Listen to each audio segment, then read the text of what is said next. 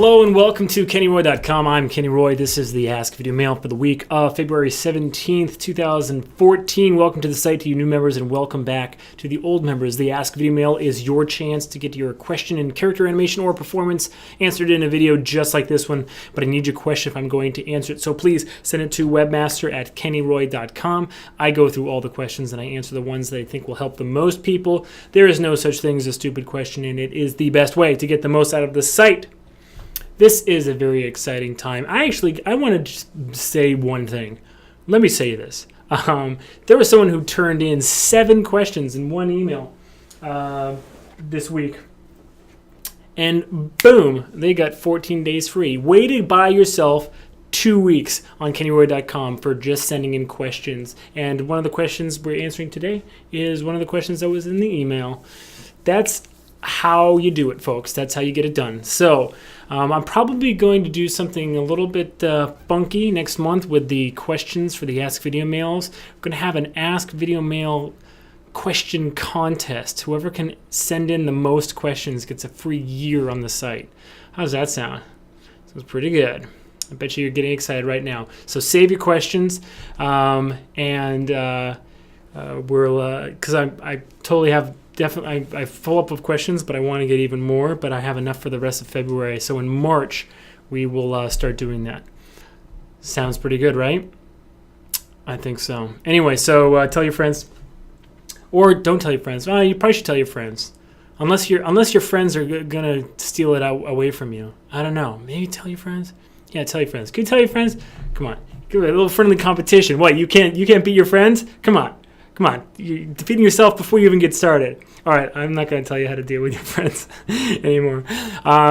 Let's just get to the question this week. It's a goodie. Check it out.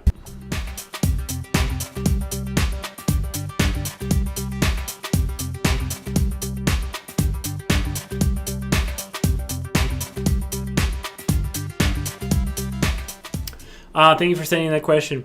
What I think you're talking about is how do you make it... this is just too low. That's too high. There we go. That's better. I think what you're asking is mostly about how to deal with situations where the master controller, you're calling that the cog. Normally, that could be called the cog, sometimes called the master, sometimes called the root, but then again, the root is sometimes in the hips. Sometimes the hips are called the cog. Anyway... but what I think you're asking, mostly because this is where a lot of confusion could come in, is how do you make it so that a character that is that needs to do a jump, like in a game where the entire character has to move, and it can't just be the skeleton within that character box, because the character box actually has to like jump up on top of like a box or up on top of a rock or whatever. How do you make that look good? Well, it has to do with, for me at least, whenever I have a problem that I need to recreate something that is smooth and natural and realistic, whatever, I always use a helper object. I always do. And because if you don't, then what you're kind of setting yourself up for is a much longer battle with the setup that you've been given than is completely necessary, right? So let's just jump into mine real quick. I'm going to use my Pierre rig from the Little Painter film, which is very nearly complete, which is very exciting. Any rate, so we're not talking about a jump where the character goes like this and jumps off the ground, and I'm calling this the master, but the cog just stays still. We're talking about a jump where the character jumps and this actually moves, right?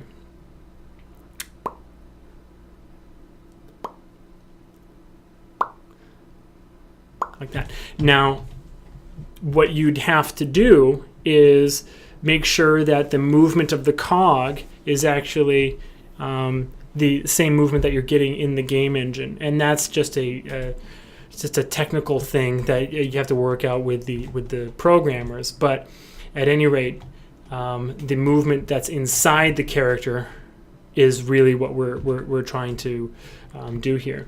So I say we always make a helper object. Okay, so I normally make a sphere. I make a sphere that is like generally the size of the character's body, because all actions are centered kind of in the hips. And I would just key this thing straight ahead and refine it and work on the timing and whatever. And so I did that. And here it is. And it has a little bit of anticipation. Oops, it looks like the visibility was keyed. My bad. And then it just lands. And it's got a little bit of a fun. It's a little stretched at the top, a little bit of plateau up here, but it's not such a big deal. It's not so exaggerated that it doesn't make sense, right? So first thing I need to do is I need to make sure that stretches off on these feet, because if they are stretching, then they're not going to come off the ground. So now they're not stretching. There we go. Okay, and now, like in the animating with tempo lecture, the way I point out using helper objects to get you to those timing choices quickly, this is sort of related. It's similar. It's not the exact same thing. Why it's different is because this is actually trying to get us around the issue of not being able to use controllers that we want to. Whereas animating with tempo, the helper objects are to bypass controllers altogether and just get the impression of movement and get the strength of those timing choices across as fast as possible. They're similar, but they're different as well. So at any rate, then I would just basically, make this thing, animate in general. In fact, what I can potentially do is, let's just eyeball it. One trick that I like to use is to copy keys by selecting the object that I want to, or copy the key positions by selecting the object that has keyframes on it, and also selecting the root object, or the object that I want to have keyframes on the same frame, and just hitting period and comma and just picking them out. Okay, now this pose up here, this pose is going to need the character to actually jump up off the ground. Okay, or the cog to actually jump off the ground. So there's a point where the cog is going to take over, but that's okay. Now I can, because I'm just selecting the root control now, it has the keyframes on it, I can jump ahead and I can, looks like I did a little, probably was a little ambitious with the stretching here. Okay, now there's a certain point at which the cog needs to take over. Now what I'm going to do is I'm going to make the character kind of catch up to the ball like this, and then start keying the root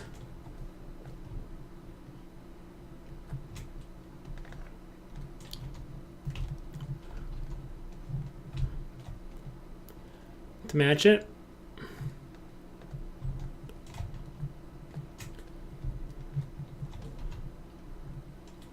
Now let's bring it back down to 0.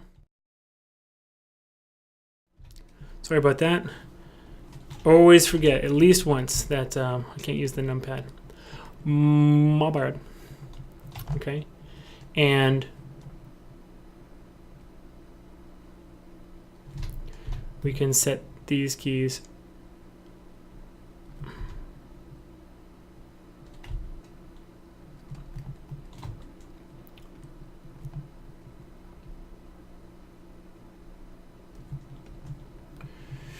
and the issue right here is I'm just seeing what the range is, because apparently the feet would be already hitting the ground on that frame. So I just got to correct it just a little bit. Okay.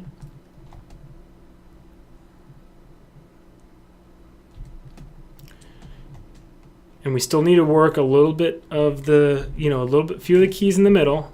That's okay.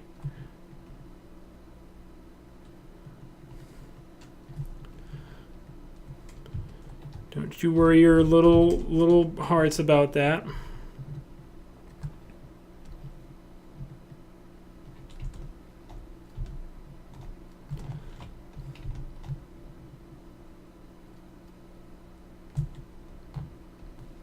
Okay.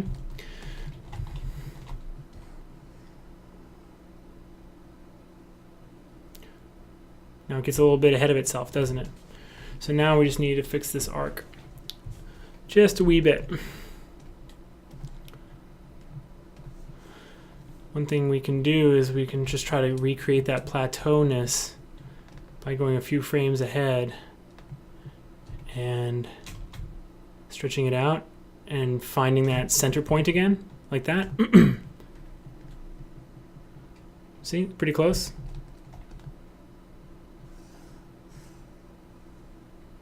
Okay, pretty close. Now, look.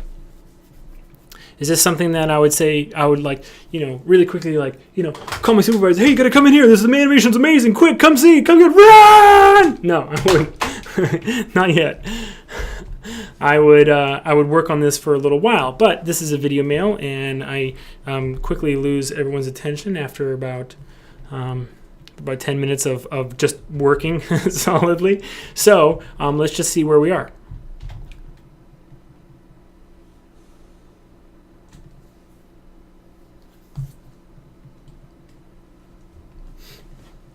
Cool. Obviously, this is not working. The first and last keyframes need to be linear because they are sort of decelerating, which is no good. And then let me show that sphere again, and just one more time try to match the plateaued arc just a little bit better.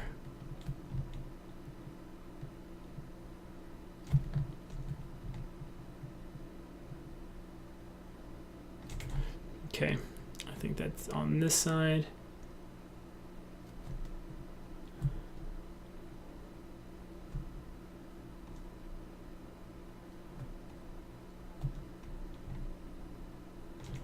I think I need to break this one.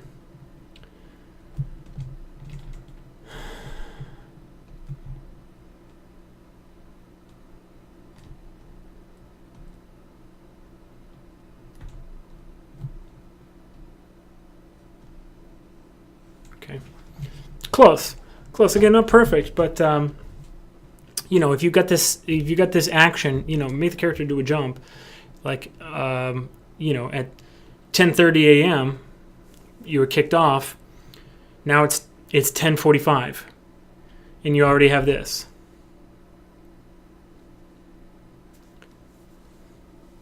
Right?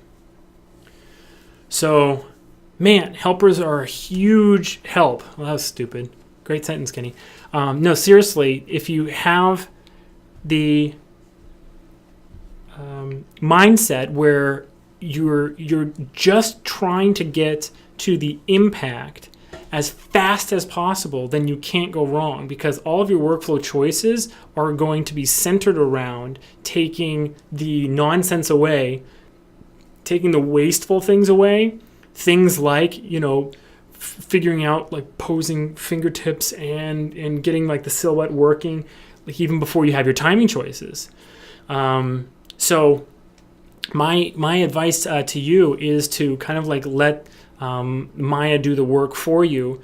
And if you have a helper object like I do, then it's basically painting. It's like a coloring book. After you've done like the bouncing ball, which you've done 1,000 times, right? It's just like a coloring book. It's just coloring by numbers, filling in the lines, with the character. So I really think that this is a workflow that has wide application. I'm not sure if I really thought about animating for games when I came up with animating with tempo, really. But it kind of, I mean, if you think about it, it's almost more suited to games than it is like feature or episodic or TV or commercial or VFX. It's I mean, because like when else do you need to kind of get around the controls, like the guy mentioned in the question? Like, you can't do any hierarchy changes. You can't, I mean, this would be really simple to do if you could just, like, you know, make a new pivot on the character's cog, right? Because then you could just at least you could put it like in the center of his character, and you'd be, you know, you have it like a leg up on this entire action, right? Yeah. Well, at any rate, I hope you enjoyed this. Really, it's kind of been an eye opener for me. I'm not trying to talk about it like it's the only workflow that's out there, but ever since I started doing this, kind of like at the beginning of last summer, things have just really come together for me. I've had like no trouble. There's been no no big question mark above my head whenever starting a shot or anything. So I really enjoy it. So give that a shot. I hope that helps you out. Please send in more questions. The address to send them to is webmaster@kennyroy.com. I understand if you want to hold on to them until March because we're going to do that contest. But even when we're doing that contest, you'll still get your 2 days free for sending in a question. So if you send in 30, you'll get 2 months free. And even if you don't win the contest, that's pretty dope. That's a pretty awesome thing. So, all right, guys, it's been a lot of fun. Good luck with your animation. And as always, rock on.